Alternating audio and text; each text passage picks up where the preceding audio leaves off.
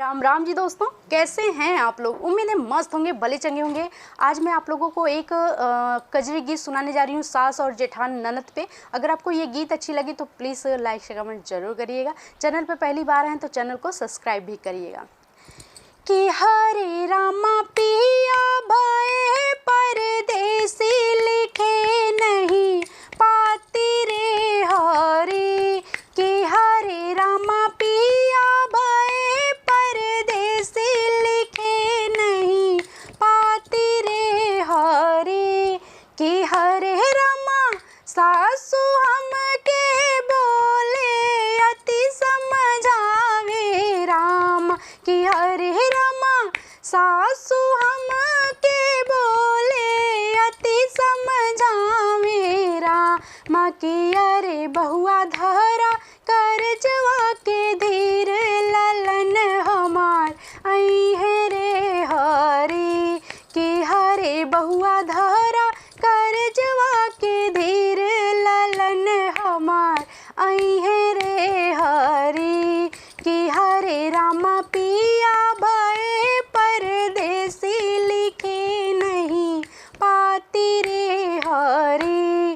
कि हरे रामा जेठनी हमके बोले अति समझावे राम। कि हरे रामा जेठनी हमके बोले अति समझावे राम।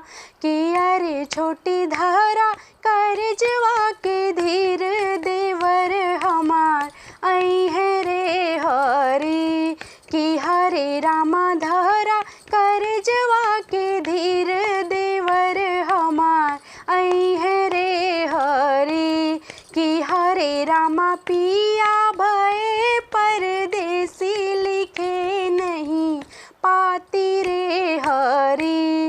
कि हरे रामा ननदा हमके बोले अति समझावे राम। कि हरे रामा ननदा हमके बोले अति समझावे राम। कि अरे भाभी धरा करजवा के धीर बिरन हमार आई है रे हरी। कि हरे भाभी धरा करजवा के धीर बिरन हमार आई है रे हरी। कि हरे रामा पिया भये परदेसी लिखे नहीं पाती रे हरी। कि हरे रामा पिया भये परदेसी लिखे नहीं पाती रे हरी। प्रणाम दोस्तों।